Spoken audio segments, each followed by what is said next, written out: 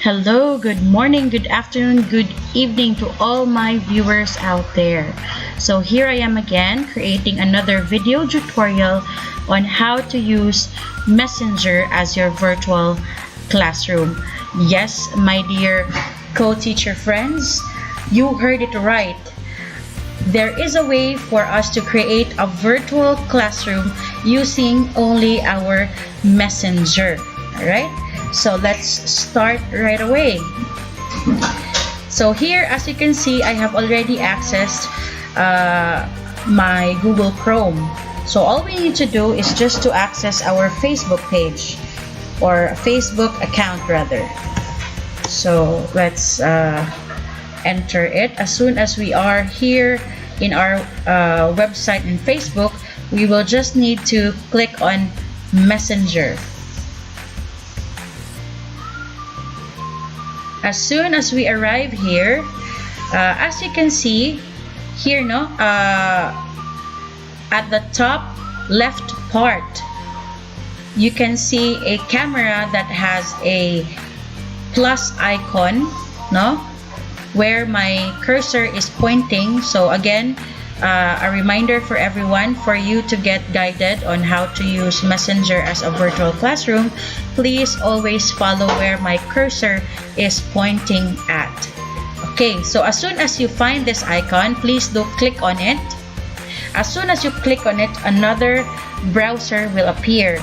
So let's minimize our main browser. Let me just extend this. So the other browser is actually creating a virtual classroom for you. So always remember, us as teachers, we are the ones who will create always our virtual classrooms and not the other way around. Okay, so let's click on this, join as your account in Messenger. So if this is your official teaching account in the future classes to start, then this is it. So let's click it. As soon as we click that, it will load up your classroom. Alright, let me just adjust this for a while. Alright, so here we are now. This is the view of how our classroom, our virtual classroom, will look like. Alright, so let's try to explore the different tools that our virtual classroom in Messenger can offer. So let's start first at the top part, which are found on the right hand top portion of your screen. Alright, so you can see actually two icons. Here is the settings, where you can see a circular icon here. This is actually our settings. And then as for here, you can see two arrows. This is actually an option for us to get to full screen. But the downside of clicking this, we won't be able to access or project our necessary tools as we go on with our classes. So I suggest we stick to this screen. Alright, so let's try to explore settings. So basically, everything in settings is where the camera that is connected, which is directly on the camera on my laptop, the microphone, which is on the mic that I am using now, and the audio output, which will output directly on the built-in speakers as well of my laptop, or in your case, in your cell phone or in your PC. Alright, so this is a very straightforward, in-your-face setup. Nothing fancy, nothing complicated at all. Right? So we don't basically need to change anything. Everything is on default, so you won't need to touch anything here. Okay? So let's just click on cancel. Alright, so now let's focus on the lower part or lower icons of our virtual classroom. Let's start first on this first icon. As you can see, there is an icon there with two screens, back to back or beside each other. So if we actually click this, this will be our option to share our screen, no? If you have seen my Google Meet, if you have actually watched my video tutorial, no, on Google Meet, it basically has the same functions, no, in terms of sharing our screen. Now, next to it, as you can see, there is an icon of two icons of a person, no, beside each other.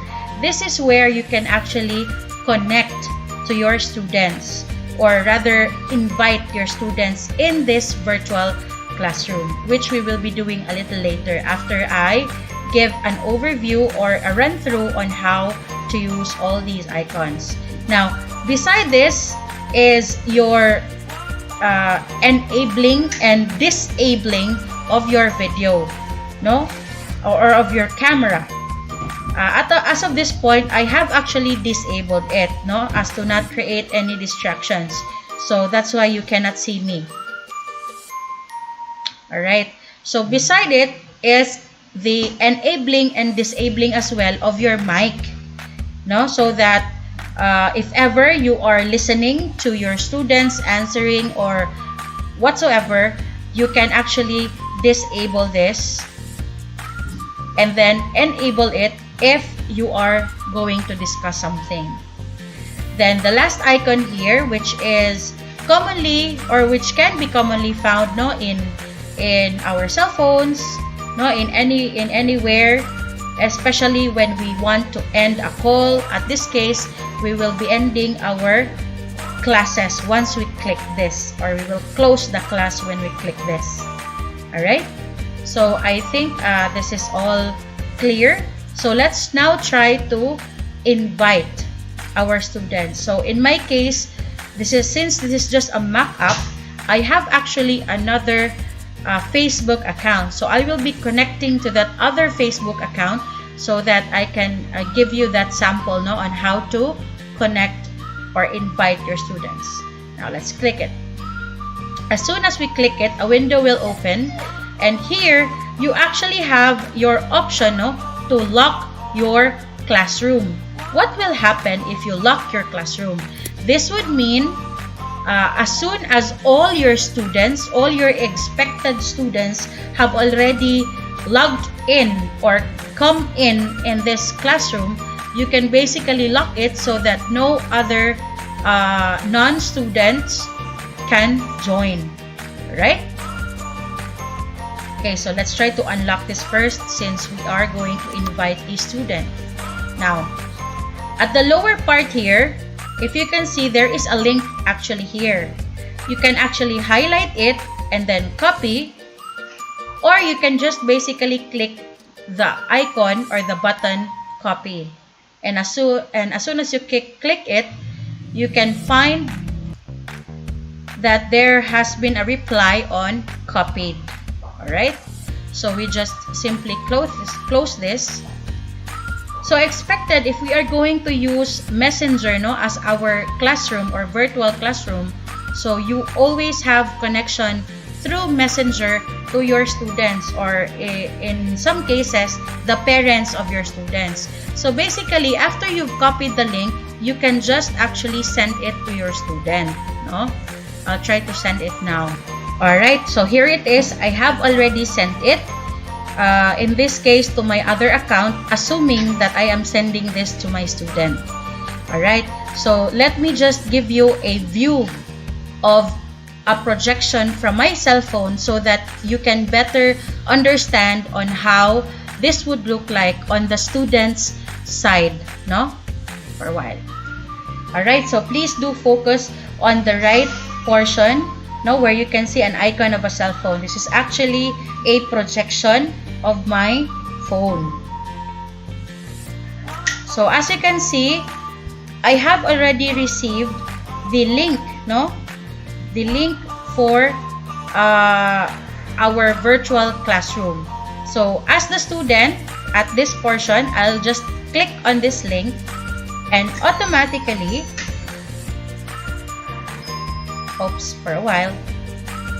Alright, so Here, I'll just click on this link and automatically on the cell phone, no, of the student, it will also load up an image of entering, no, the virtual classroom. So once again, if this is the account of the student, so he or she will just click join as and then the name of his or her account. So he will just click that.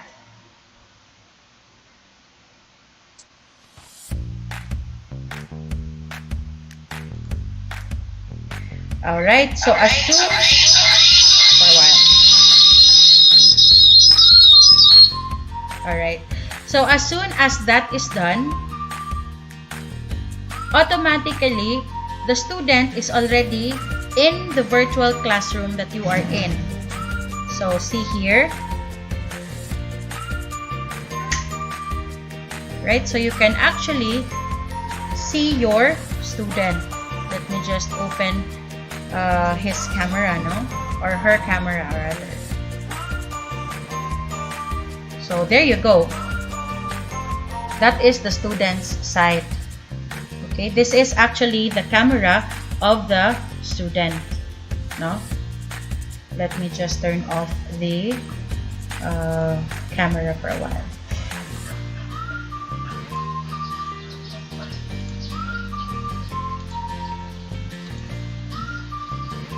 Alright, so at least you have a view, no, on how it all works for both your side and your student's side.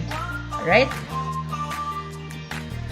now let us now do a share screen, no, since this is where everything will actually evolve in your share screen, so that you can share all your PowerPoint presentations, all the videos that you need to share. Alright, so let's try to click this.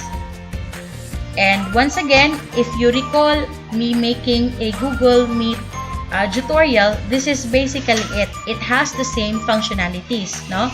It can share your entire screen. It can share an application or a window, and it also can share a particular tab. So let's start first with the functionality of sharing your entire screen. Now, a friendly reminder for all teachers out there, please do be mindful on what you are going to open, no? Or on the active windows that are open there, for literally everything that you share when you are sharing your entire screen can be literally seen by your student, no? Okay, so let's click that image here and we'll click share. As soon as we click share, this is what the student will actually see. No? Your entire screen is actually seen already. Alright? Okay, so let's try to set an example of opening up a PowerPoint presentation. So once again, please do from time to time look at this cell phone image, no, so that you would know how it would look like on the student's screen. Right? So whatever you click here, whenever you change a slide, no, in your video presentation, or rather in your PowerPoint presentation, it will also be projected on the student's screen. Alright? So I think you all got the idea. Let me just minimize this and stop sharing. Alright. So we have done the sharing of your entire screen. Now let's try to do the sharing of an application or a window. So say for example, I want to share this video. I'll just again open it first so that it would register, no, for a while. Alright, for it to just register here in the active application window. So you just click on it and then share. So automatically, what your student will be seeing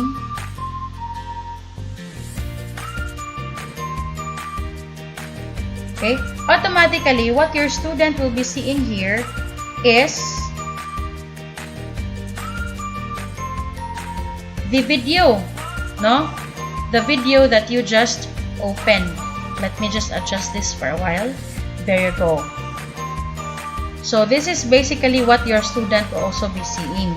Now, let's try to play it and try to check, no, on if your student can listen to this.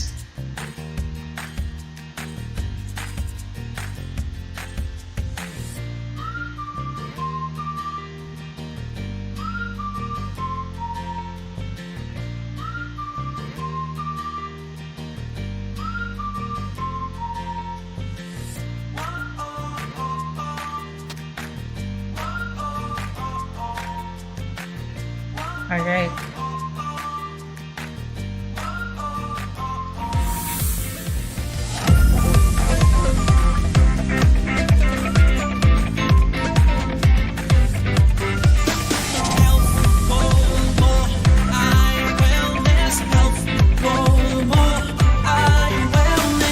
Pagkain mo ba'y tama? Ito ba ay may sustansya? Health goal mo ay wellness. Balance what you eat, malunggay, rice and meat. Health goal mo ay wellness. Start our health goals. Eat healthy, dapat pagkain na sapat. Sabay-sabay kumain ng lahat. Huwag magpapauhaw, tayo ng umalaw. Tara na, Alright. Alright, so there is just a downside to here, no? Whenever you share a video, the student cannot hear the audio. No, I hope Messenger would be able to make necessary changes to this, no? That was just the problem. The music was just getting from the video that I just presented. But when I listened on my phone or the mock-up, no, of the phone of the student, there was no sound. So that is just the downside here in Messenger virtual classrooms. You can only be limited to presenting virtual presentations, just like PowerPoint presentations, pictures, and all other types of virtual presentations, no? So unlike Google Meet, that when you present a video, it can directly be heard on the cell phone of the child or on the screen of the child, no? There is video and audio output. Right? So next, after we have done your entire screen, we have done application window. Now let's go and try Chrome tab. Alright? So for Chrome tab, I have actually here prepared a Cebuano folk song. Once again, this is a video.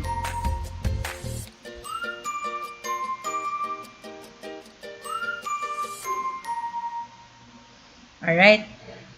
So basically, this is actually shared already to your student. Let me just open the phone.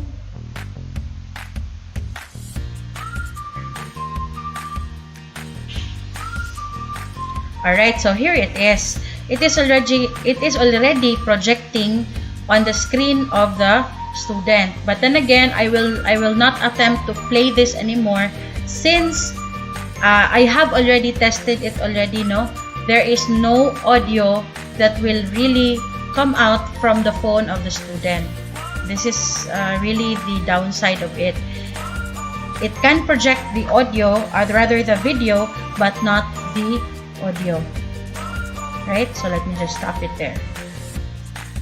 So at least you just know the functionalities of sharing the screen. Once again, it is really limited. It is really limited just to visual presentations only. Right? So yeah, I think I have shared I have actually shared my overview and run through on how to basically use the virtual classroom using Messenger, right? So you be the one to judge on or decide on what best application for your virtual classroom this incoming opening of classes for school year 2020-2021. So once again, I hope I have helped a lot of teachers out there, no, looking for some options. Me as well, I am still getting through it, getting to know more applications that can help me, no, in effectively delivering my classes online. So every time I'll discover a new thing, rest assured I will share and make a video tutorial on it to assist all you teachers out there. Alright? So yes, if ever there were concerns, questions, or missed points, no, on this video tutorial, please do not hesitate, do not be shy to comment on the comment box below in this YouTube channel, right? I would always be glad and happy to be of service and help my co-teachers. Apart from that, please do also click the subscribe button on my YouTube channel so that you can get updated on my latest video tutorials and other educational materials. Alright? I also have a Facebook page. No? It's named under Teacher Michelle. Actually, both my YouTube channel and my Facebook page are of the same names, Teacher Michelle. So it won't be really hard to find. Please do like, follow, and share my Facebook page so that we can share more information to our other co-teachers, no, for more video tutorials. Once again, this has been Teacher Michelle, and I'll be signing off now. Thank you.